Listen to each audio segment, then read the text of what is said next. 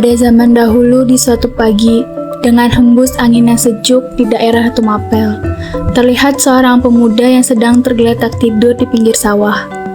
Tak lama kemudian, seorang laki-laki tua menghampirinya.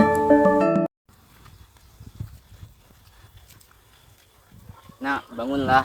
Kenapa kau tidur di sini?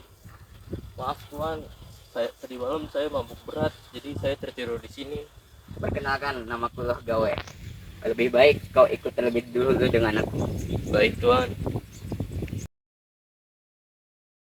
Setelah pertemuan singkat itu, Loh Gawe segera membawa Ken Arok ke rumahnya untuk menawarkan tawaran penting pada Ken Arok. Aku ingin memberitahukan suatu hal kepada Ken Arok. Ya apa itu Tuan? Aku sering kali mendengar namamu. Kau adalah pemuda yang gagah dan berani. Tapi aku senang suka mendengar sifat burukmu. Aku bisa membantumu untuk berubah. Dari mana caranya Tuan? Dari mana itu Tuan? Kau akan mengabdi kepada Paduka Tunggul Amutung. Dia adalah pemimpin dari Tumapel. Sekarang beliau sedang mencari orang untuk menjadi pengawal pribadinya. Keesokan harinya, Loh Gawe mengajak Ken Arok ke Tumapel untuk diperkenalkan kepada Tunggul Ametung dan untuk mengabdi padanya, sekaligus menjadi pengawal pribadinya.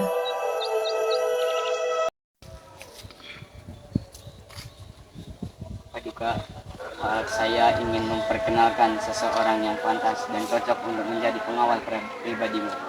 Suatu kehormatan bagi saya pada untuk menjadi pengawal pribadi. Aku memang sedang mencari pengawal pribadi. Kau tidak perlu khawatir, Ken Arok. Gawe adalah orang kepercaya dan aku percaya pada pilihannya. Maka kau kuterima menjadi pengawal pribadi. Terima kasih Paduka. Saya akan setia menjadi pengawal pribadi. Kendedes, istriku, marilah. Iya, sebentar Kanda. Kendedes, perkenalkan, ini Ken Arok. Ken Arok, perkenalkan, ini Kendedes.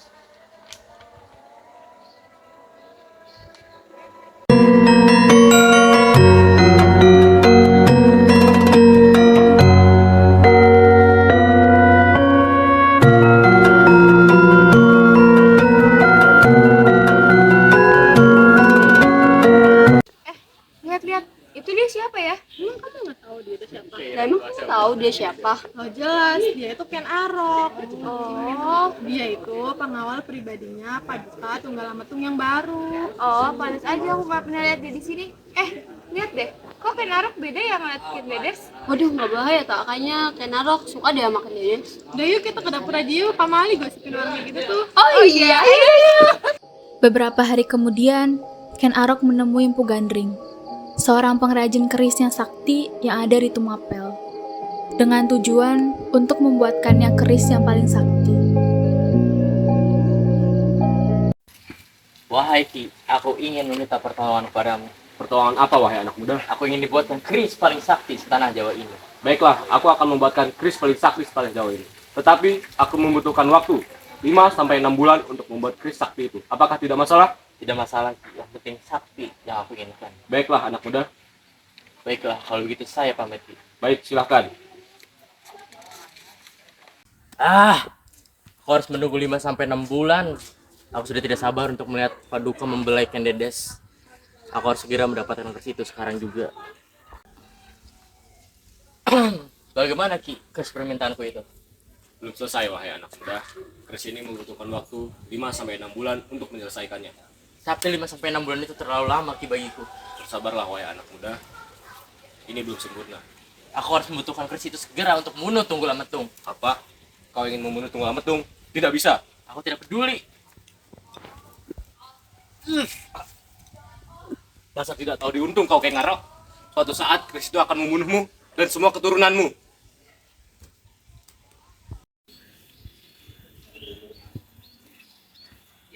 Sebetulnya Ken Arok apa yang kau bawa? Tentu saja, keris paling sakti. Bolehkah aku meminjam ya? Tentu, boleh. Wah, bolehkah aku memamerkan kepada teman-temanku? Boleh, boleh. Kau baik sekali Ken Arok. Terima kasih. Ya, sama-sama. Hai para teman-temanku, lihat apa yang aku bawa. Memangnya apa yang kau bawa, wahai kebo ijo? Ini keris terbaruku, keris sakti managuna. Kalian pasti udah punya kan? Idi, Itu pasti bukan milikmu. Coba sini aku lihat. Kerisnya keren. Warnanya juga mencolok, tidak sepertimu. Malah pasti kalian tidak punya kan? Bolehkah aku meminjammu? Tentu saja. Bagus kan? Kau tidak ingin mencoba memakainya? Bolehkah? Aha, tentu saja tidak. Ih, dasar kebo hijau. Orang aneh. Ken Arok, kemarilah. Siapa Duka? Ada apa Pak Duka? Kemarin baru saja Tumapel mendapatkan penghargaan dari pemerintah kota. Sayangnya kau tidak menemaniku. Berkat kau, Tumapel yang mendapatkan penghargaan itu. Tidak apa-apa Pak Duka, hamba juga bisa sangat senang bisa membantu Anda selama ini. Maaf Pak Duka, sepertinya ada sesuatu di punggungmu. Ada apa?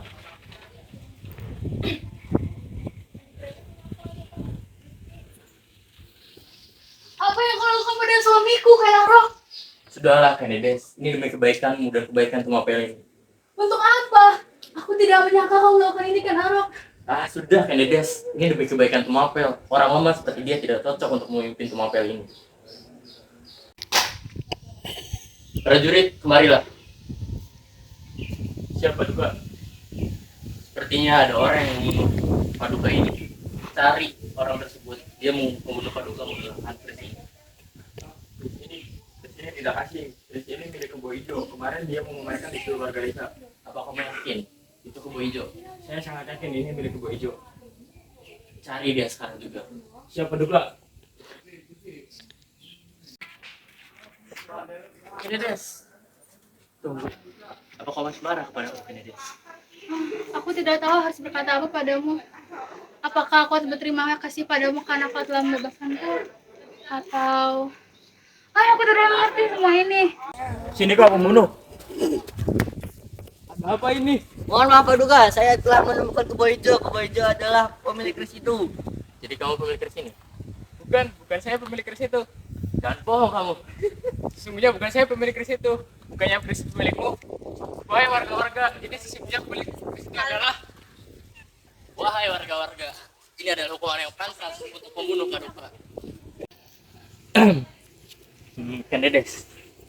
Ya. Sebetulnya aku sudah lama sekali memendam perasaan ini. Maukah kamu menjadi istriku? Aku bersedia, Ken Arok.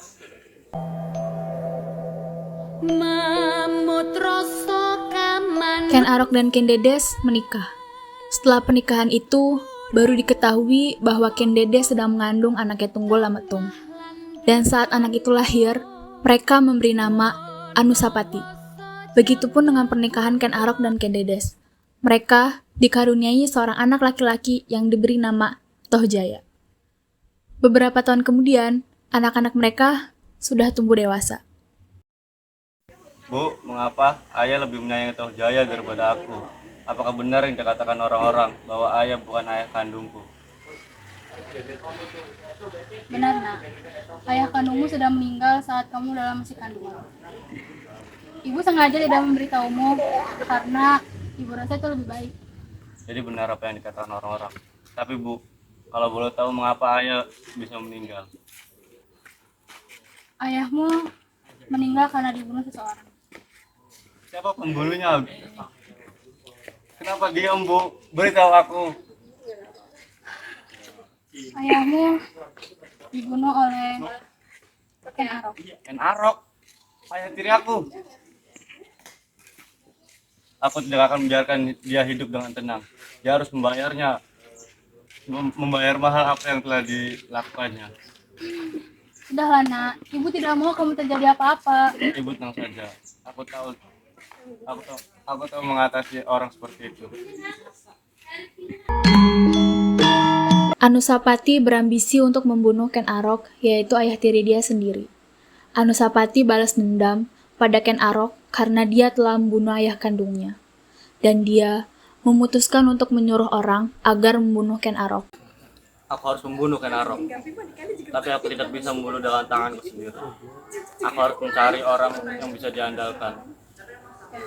Sepertinya Ki Pangalasan bisa diandalkan. Ki Pangalasan, kemarilah.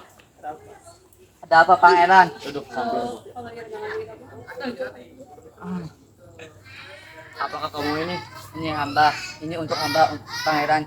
Tentu saja. Tapi aku ingin kau melakukan sesuatu untukku. Dengan senang hati pangeran. Bunuh Ken Arok. Lo mengapa mengkhianati membunuh Paduka? Sudahlah Ki Pangalasan. Aku tahu kau tidak diperlakukan tidak baik oleh ayahku. Saatnya kau balas dendam. Baik pangeran. Sebentar. Aku sudah mempersiapkan keris ini untuk kau bunuhnya. Aku sudah mengatur semuanya.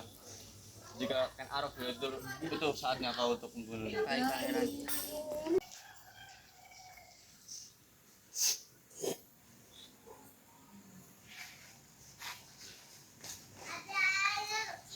Maafkanlah telah mengkhianatimu Raja. Bagaimana Ki? Aman pangeran. Bagus sekali. Senang bekerja denganmu. Ini imbalan untukmu. Terima kasih pangeran, ini kerisnya. Terima kasih Ki Pangalasan. Dengan senang hati, baik pangeran.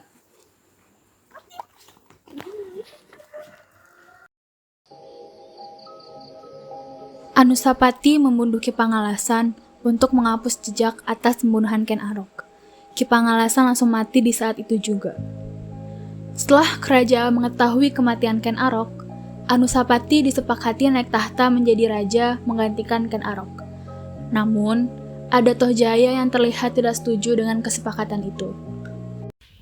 Hei Anusapati, dengar, kau tidak pantas menjadi raja. Akulah yang lebih pantas, karena akulah anak kandung Ken Arok. Tidak, kau tidak pantas menjadi raja di Singasari. Begitu juga dengan ayahmu. Karena ayahmu telah membunuh ayahku, Tunggul Ametung.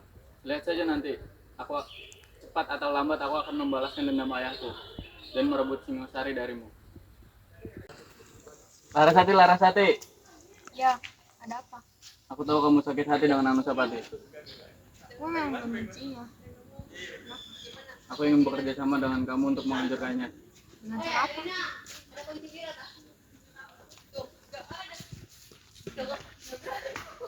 Baiklah. Anusapati, kemarilah. Aku ingin berbicara denganmu.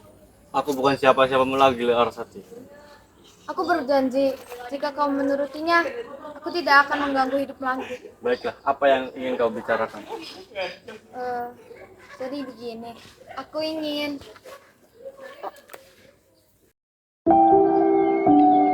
Tohjaya pun naik tahta menjadi raja menggantikan Anusapati yang telah meninggal. Ia juga berencana untuk membunuh Ranggawuni dari Anusapati karena dianggap berbahaya untuk kelangsungan kepemimpinan Tohjaya. Kebo Ampal yang ditugaskan untuk membunuh Ranggawuni justru berpihak pada Ranggawuni dan perang saudara pun terjadi. Dalam perang tersebut, Tohjaya meninggal karena tertusuk oleh tombak dan kekuasaan pun jatuh ke tangan Ranggawuni.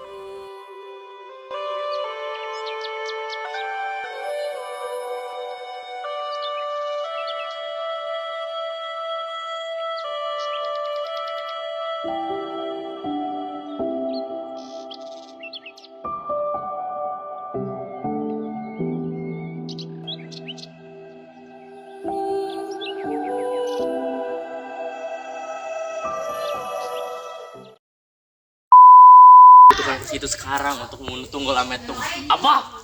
Kau ingin membunuh Tunggul Ametung? Tidak. Marilah, Ada apa pangeran? duduk di sampingku.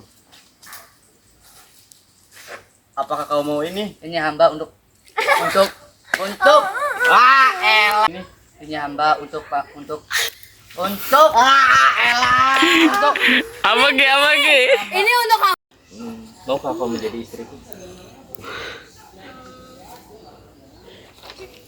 Enggak. Larasati. Ya, ada apa? Aku tahu. Dedes, tunggu.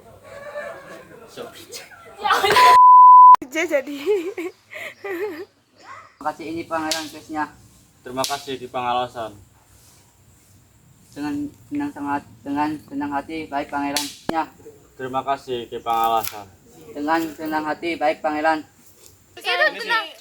Dengan senang hati, baik pangeran. Iya guys. Nih.